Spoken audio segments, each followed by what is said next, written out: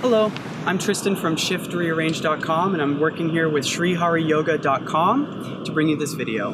I want to talk to you about whether your phone can be used to help you correct your posture. And I think some of you are thinking, all right, well, maybe there's some sort of app or some sort of, I don't know, other device that would connect to your phone that'll help look at your posture and analyze whether it's right, and you don't need any of that. This is super simple, right? It's just a mindset change. You don't even really need your phone, but let's pretend you do. Okay, so how can you use your phone to help you correct your posture? What you do is, whenever you're going to check your phone, right, which happens how many times a day, think to yourself, am I sitting upright? Is my spine lengthening?